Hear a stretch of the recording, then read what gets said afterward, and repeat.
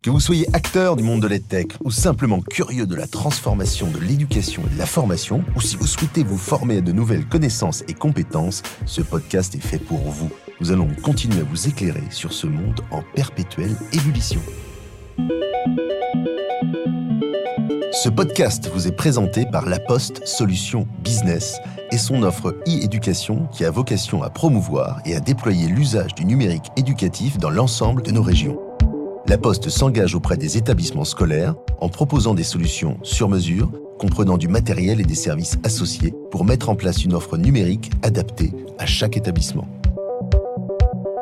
Je suis Rémi Chal, directeur général d'EdTech France, l'association des entreprises qui mettent la technologie au service de l'éducation et de la formation. Bienvenue dans ce podcast. Le marché de la formation est de tout temps un marché très prometteur. Les entrepreneurs qui sont sur le secteur scolaire, ils y vont parce qu'ils ont des vraies valeurs. Une autre vision de l'éducation. C'est cette possibilité de pouvoir se former quand on veut, où on veut, à tout moment. Il faut remettre l'humain au cœur de la formation. L'enjeu principal, c'est garder, attirer, capter. Comment on peut faire différemment, quoi ? Quels sont les pays les plus disruptifs dans ce domaine-là ? Par définition, les apprenants, ils sont partout sur le territoire. Les techs sont au cœur de la formation professionnelle. Quand on dit EdTech, la majorité des gens ne savent pas de quoi on parle. Bien, pour ce premier numéro du podcast EdTech France, nous allons répondre à une question simple, mais une vaste question. L'EdTech, c'est quoi ? Et quel est l'écosystème français ? Et puis, quels en sont les enjeux ? Et pour ce premier numéro, j'ai l'honneur d'accueillir Marie-Caroline Missire.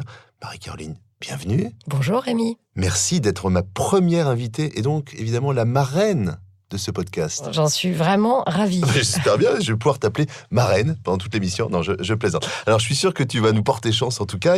Et tu étais il y a quelques mois encore, et on se connaît aussi de ce temps-là, journaliste. Tu as dirigé la rédaction d'un grand média étudiant, spécialiste donc des questions d'éducation et d'orientation. Tu es aujourd'hui directrice du développement de DigiSchool, qui est une grande EdTech française et qui propose une plateforme de sites et d'applications pour aider les jeunes à réviser, s'orienter et s'insérer à toutes les étapes de leur parcours. C'est très bien résumé. J'espère bien. Et j'ai pu, au cours de mes années de journaliste, m'intéresser de près à la filière EdTech, l'analyser, la décortiquer, rencontrer tous ces acteurs et notamment suivre la naissance d'EdTech France l'an dernier. Et effectivement, j'ai eu envie, à un moment donné, de m'investir un petit peu plus dans ce secteur qui me passionne en rejoignant une EdTech. Je veux dire que tu as été une des premières journalistes à utiliser le mot EdTech et même à faire en sorte que on s'y intéresse, quoi. Écoute, c'est gentil. Alors justement, on va rentrer tout de suite dans le vif du sujet. Marie-Caroline, je te pose une question qui mériterait sans doute des développements très longs. Qu'est-ce qu'une EdTech ? Est-ce qu'il y a une définition officielle et s'il n'y en a pas, quelle est la tienne ? Alors, une EdTech, c'est une entreprise qui va développer des services, des outils numériques pour l'éducation. Voilà, on peut le résumer comme ça. C'est un secteur de la tech qui est plutôt moins connu que d'autres secteurs, comme la FinTech, dont on parle beaucoup plus et qui est beaucoup plus valorisée au niveau financier.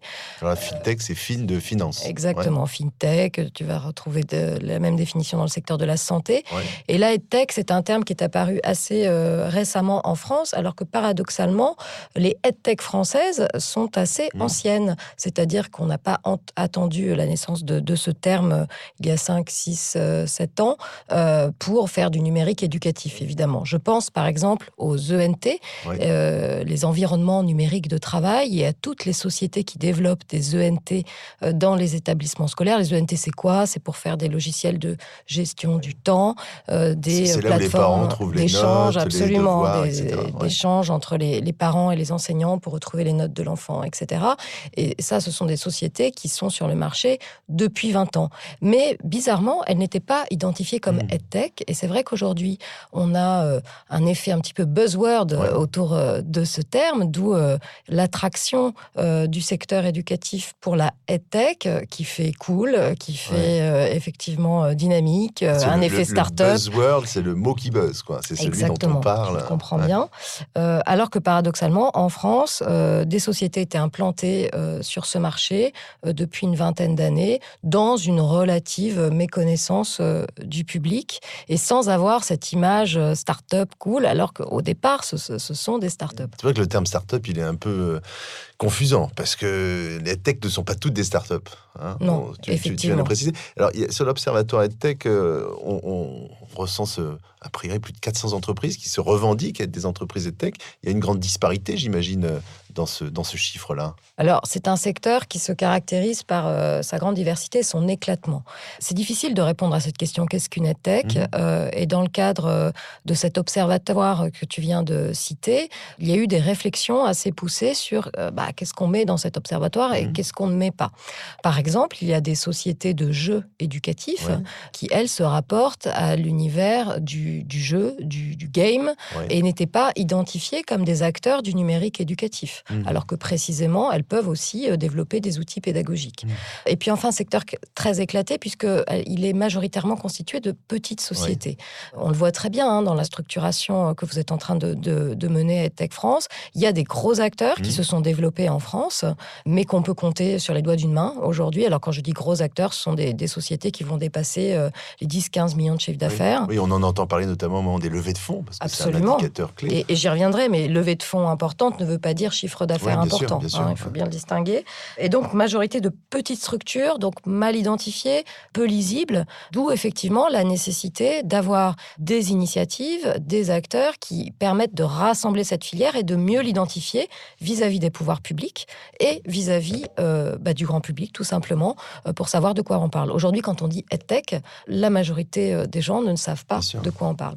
D'où l'intérêt de ce podcast. Voilà, c'est que pour que tout le monde sache de quoi on parle. Je vous engage à l'écouter attentivement.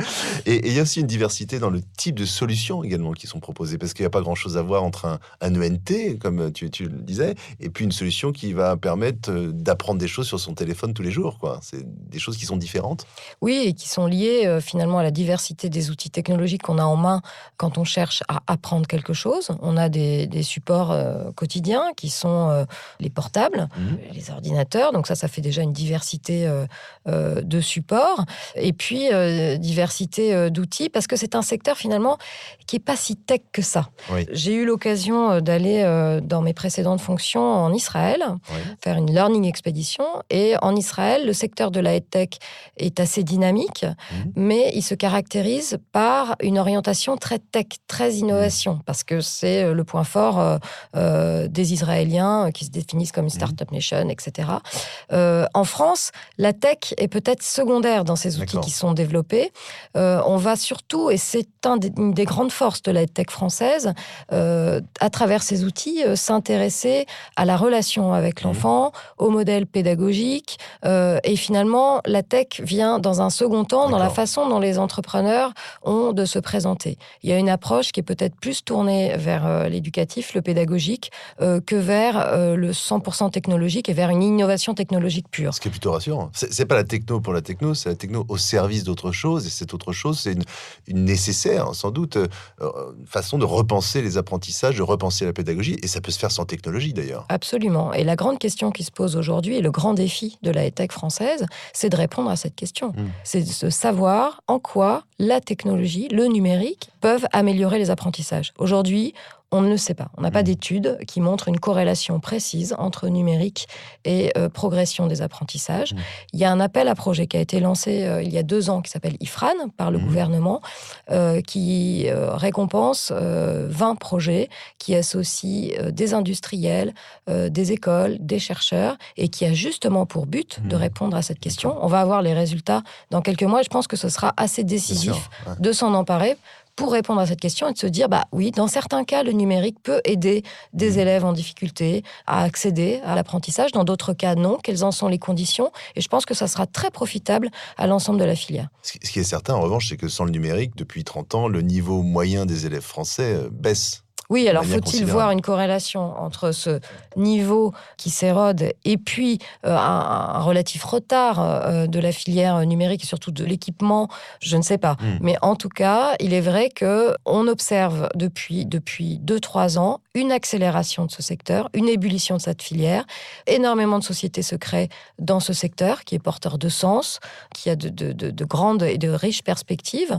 Et il faut absolument que cette filière travaille plus plus étroitement avec les pouvoirs publics, parce que je crois qu'on a tous à y gagner, de ne pas rester dans un monde très siloté, très cloisonné, entre éducation nationale d'un côté et puis filière numérique de l'autre. C'est certain que c'est pas comme ça que la filière se développera. Et pour autant, c'est une filière qui est très dynamique, en tout cas la filière française. Si on regarde les chiffres, il y a 70% d'augmentation des investissements en Europe par rapport à l'année précédente. C'est 780 millions de dollars, dont 246 millions de dollars pour la France. Alors on pourrait se dire, c'est absolument considérable. Mais quand on regarde la Chine, c'est plus de 4,5 milliards d'investissements en 2018. Aux États-Unis, c'est 1,9 milliard. L'Inde n'est pas très loin derrière.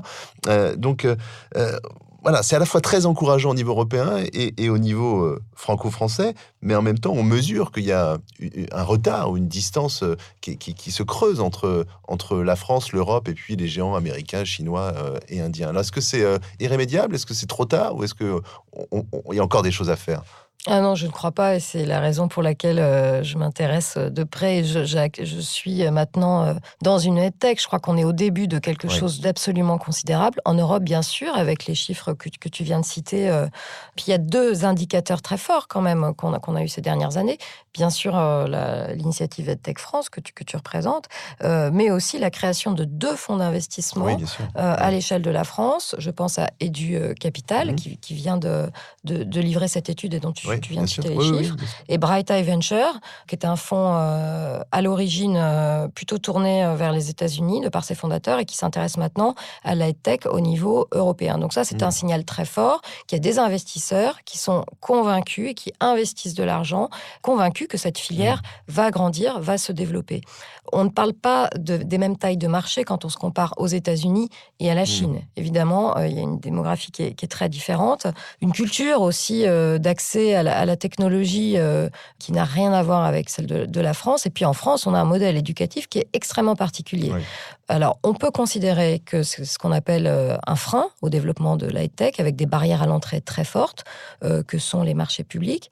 Mais je crois aussi que cette particularité de l'éducation à la française, qui est quand même extrêmement liée à notre modèle politique républicain, qui est un facteur de cohésion sociale, qui est un facteur de développement de la nation, etc. C'est ça qu'on porte en France, qui fait qu'effectivement, on va être très prudent sur l'entrée d'acteurs privés sur ce marché qui est un petit peu sanctuarisé, mais qui fait aussi que les entrepreneurs de la filière portent en eux une vision de transformation de la société qui n'est pas purement et simplement économique ou marketing. Enfin, en gros, ils ne sont pas là que pour faire du business.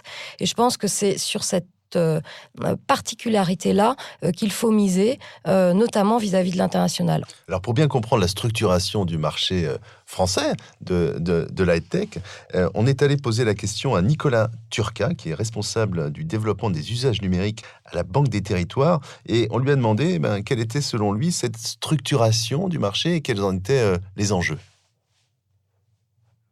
Le marché des EdTech se décompose en 3 sous-marchés, en réalité. Il y a le premier marché, c'est le marché du scolaire. Le scolaire, donc c'est le primaire et le secondaire, école, collège, lycée. Et l'enjeu principal, c'est le sujet de la décentralisation. C'est les collectivités aujourd'hui qui achètent en effet de plus en plus de ressources, de services numériques, de EdTech, pour le bénéfice des enseignants, mais également des élèves qui sont dans les écoles. Le deuxième sous-marché, c'est l'enseignement supérieur. L'enseignement supérieur, il est très structuré entre les écoles privées, les écoles d'ingénieurs, les écoles de commerce et également les universités. La vraie tendance, l'enjeu principal, c'est garder, attirer, capter et offrir une expérience usagée très forte, apporter de la valeur ajoutée. Les universités doivent s'en saisir de manière beaucoup plus importante. Elles commencent, mais c'est compliqué. Et pourtant, c'est là où il y a le marché, c'est là où il y a les millions d'élèves qui sont présents. Et puis enfin, la formation professionnelle. La formation professionnelle, c'est les fameux 15 milliards, c'est le Graal de l'ensemble du marché. Le sujet, et pour moi l'enjeu principal, ça va être le sujet de l'individualisation. C'est un sujet à la Caisse des dépôts qu'on connaît, puisqu'on est en train de mettre en œuvre justement la politique publique, et d'appuyer en tout cas la politique publique à se mettre en œuvre à travers le compte personnel de formation. Le CPF va radicalement changer la façon de prescrire ou de s'auto-prescrire de la formation. Et là, les EdTech vont devoir là aussi s'adapter, ne plus seulement vendre à des DRH ou à des BU dans des entreprises, mais également vendre en B2C, en direct, parfois à des Français et des Françaises. Donc 3 segments dans ce marché de la tech française. le K-12, le scolaire, l'enseignement supérieur et la formation professionnelle. C'est une structuration que j'imagine on retrouve dans d'autres pays, mais peut-être pas avec les mêmes enjeux. Non, et effectivement, l'enjeu des prochaines années, pour reprendre ce que vient d'expliquer brillamment Nicolas Turca, c'est la formation professionnelle. On voit bien qu'aujourd'hui, les tech peinent à trouver un marché sur le B2C, c'est-à-dire en direct avec les parents, les enseignants, B2C, les c'est élèves. business to consumer, Voilà, c'est-à-dire on fait merci. payer le consommateur. Et peinent à grandir avec ce seul modèle qui est difficile, et donc se tournent vers les DRH, les grandes entreprises, pour concevoir des programmes de formation continue. Évidemment, ça a l'avantage d'aller plus vite puisque vous avez des marchés un petit peu plus importants et l'avantage d'avoir une croissance plus rapide. Effectivement, l'arrivée du compte personnel de formation est une immense opportunité pour Est-ce la qu'il est tech réformé française. là? Est-ce que tu peux peut-être juste préciser comment on passe de l'ancien CPF au nouveau? Alors, je ne vais pas vous refaire le détail de la loi Pénicaud du 5 septembre Non, là, il 2018. faudrait toute une émission. Mais effectivement, deux choses sur cette loi, donc 5 septembre 2018, deux choses très importantes. La première, c'est que l'orientation est décentralisée aux régions. Donc, on a entendu le terme décentralisation qui est très important. Donc, ça aussi, c'est une très grosse opportunité pour les tech françaises et notamment pour celle que je représente, DigiSchool. Parce que, on l'a dit, les collectivités aujourd'hui sont les principaux acheteurs de EdTech. C'est elles qui financent les environnements numériques de travail dont on a parlé au début de cet entretien. C'est elles qui financent les ressources numériques des éditeurs notamment. Et maintenant, elles vont devoir s'équiper en plateforme et d'orientation pour guider les jeunes dans leur choix. Premier effet d'opportunité. Le second, c'est ce compte personnel de formation de 500 € qui modifie le marché, l'accélère, puisqu'il va y avoir d'un côté, effectivement, la possibilité de vendre des solutions EdTech à des entreprises avec ce modèle B2B, business to business. Et puis, finalement, ce CPF, ce compte personnel de formation, qui fait la jonction entre les deux modèles, puisque là, l'apprenant salarié d'une entreprise va devenir le destinateur potentiel de ressources numériques qu'il va pouvoir consommer à sa guise tout au long de l'année dans l'optique d'un parcours de formation. Donc ça rajoute finalement une corde à notre arc dans le cadre de nos entreprises EdTech et on observe qu'il y a déjà une bataille à l'entrée puisqu'aujourd'hui il y a une structure qui s'appelle France Compétences qui est issue de la loi et qui va un petit peu organiser cet accès au marché et donc toutes les tech ont les yeux rivés sur les opportunités qu'offre cette loi. Alors pour revenir au secteur du scolaire et de l'école, on a demandé à Nicolas Turca quels étaient selon lui les grands enjeux, les grandes tendances. Au niveau de l'école, moi je vois quatre sujets principaux. C'est l'impact du numérique sur la réussite scolaire aujourd'hui qui reste à démontrer, qui reste toujours à montrer en fait plutôt. Et ça aujourd'hui les EdTech, parfois sont capables de le démontrer, parfois c'est plus complexe, d'accord ? Ça c'est le premier sujet et c'est un sujet qui est très, j'allais dire presque ministre, qui est une préoccupation très importante. Le deuxième sujet, c'est en fait après la réalité du terrain quand même. C'est bien connaître les réalités de terrain. Qu'est-ce qu'un enseignant ? Qu'est-ce qu'il fait le matin ? Qu'est-ce qu'il ouvre comme informatique, comme logiciel ? Ça aujourd'hui, il y a un certain nombre de EdTech qui peuvent paraître un peu désynchronisés avec la réalité. C'est le fameux entrepreneur CSP+, parisien, issu d'une grande école, qui peut-être un peu déconnecté de la réalité d'une école de l'Aveyron qui ouvre ou pas son IT parce qu'elle a de la connectivité ou pas. Et ça rejoint le troisième point, les prérequis, le très haut débit, les équipements, l'acculturation au numérique éducatif également. Et enfin, dernier point, la question de la dimension inclusive. Est-ce que ces outils qu'on déploie ont cette capacité à embarquer l'ensemble des personnels enseignants ? Il y a 13 millions de Français qui sont aujourd'hui dits en fracture numérique. Ça a été montré l'année dernière par la Stratégie nationale pour un numérique inclusif. Sur ces 13 millions, il y a très probablement un certain nombre de millions de gens qui sont touchés à l'école au quotidien et qui n'ont pas accès ou qui ont renoncé au numérique parce que c'est trop complexe, parce que c'est pas construit pour eux.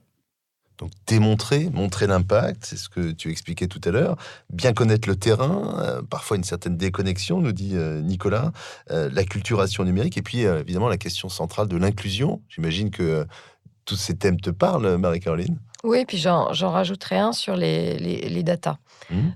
C'est un sujet majeur dans le débat public aujourd'hui, le respect des datas. Et c'est un sujet sur lequel on essaye Donc de les se data, démarquer. Les données. Les données personnelles des individus notamment. Et c'est un sujet sur lequel on essaye de se démarquer de concurrents anglo-saxons que sont les GAFAM, donc très grandes entreprises du numérique que sont Google, Facebook, Amazon, etc.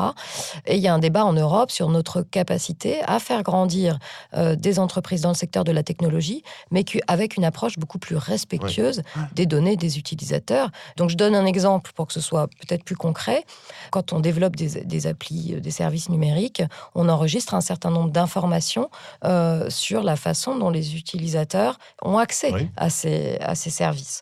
Eh bien demain, ce qui sera important, ce qui n'est absolument pas fait par les ENT aujourd'hui, c'est de proposer à un élève, voilà, il y a un parcours que tu as fait sur cette appli qui montre certaines façons de travailler, certaines appétences, compétences, etc., qui sont différentes d'un autre utilisateur.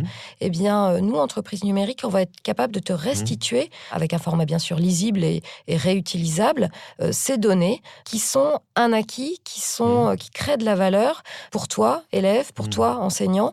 Et donc là, on va peut-être sortir de la défiance vis-à-vis de ces acteurs numériques qui seraient uniquement dans une vision de développement du business et de captation de ces données pour avoir une démarche beaucoup plus respectueuse.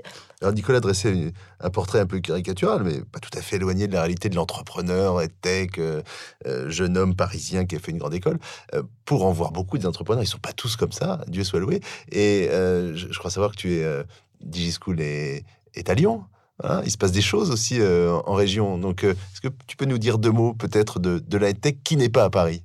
Alors, c'est vrai qu'il y a une concentration parisienne très forte et une étude menée par le cabinet Deloitte a montré qu'il y avait un portrait robot de l'entrepreneur EdTech qui est effectivement garçon, sorti d'école de commerce, etc.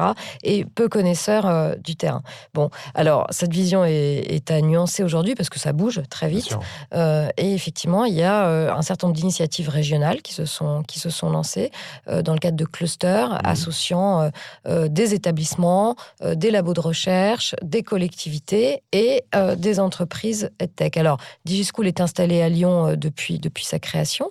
Et Lyon, de manière assez étonnante, concentre un certain nombre de réussites dans ce secteur de la EdTech.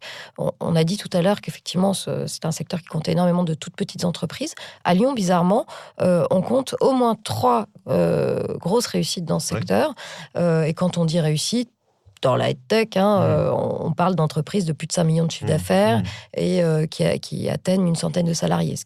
On n'est plus dans des startups. Je suis heureux que tu en parles parce que c'est très important de rappeler que la EdTech, c'est pas un truc parisien pour les Parisiens. Non. Parce que par définition, les apprenants, ils sont partout sur le territoire. Je crois que c'était utile de le redire. C'est peut-être plus simple de construire des expérimentations avec la collectivité dans laquelle on se trouve. Et là, on a des acteurs qui ont l'habitude de travailler ensemble. Donc, il y a cette culture de l'expérimentation qui est très importante dans le secteur de la EdTech. C'est un secteur où on va avoir besoin de résultats. Les entrepreneurs EdTech doivent s'appuyer sur les territoires, sur les acteurs qui sont en proximité pour développer des expérimentations et avoir les réponses aux questions qu'on posait tout au long de cet entretien. Et d'ailleurs, nous n'enregistrons pas ce podcast à Paris. Voilà. Non, on est à Boulogne. On est de l'autre côté du périph'. Mais enfin, bref. J'espère qu'on sera écouté partout, en tout cas. Toute dernière question. C'est quoi pour toi l'avenir de la EdTech ? Voilà, en quelques mots. Moi, je suis très optimiste. Je suis très optimiste parce que c'est un secteur qui va grossir et on le voit depuis 2 ans. Il y a une croissance très, très soutenue. Mais attention, il faudra se structurer. Il faudra convaincre les pouvoirs publics. Il faudra avoir une approche peut-être plus humble et moins simplement marketing. Et puis s'adosser à la recherche pour construire des EdTech fortes à impact. Merci Marie-Caroline, c'est exactement ce que j'aurais pu dire, je crois. Hein.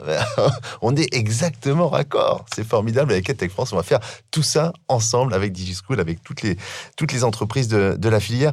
Merci beaucoup, Marraine. Merci beaucoup, Rémi. Marraine, en un mot. Voilà, parce que tu as été la première invitée de cette émission. Il y en aura d'autres et on va recevoir tout de suite maintenant une certaine Svenja Buisson que tu connais bien. Donc, qui a dit qu'il n'y avait pas de femmes dans la tech ? D'abord, il y en a en tout cas beaucoup dans la tech, on en est très heureux. Merci beaucoup encore une fois et puis à très bientôt Marie-Caroline.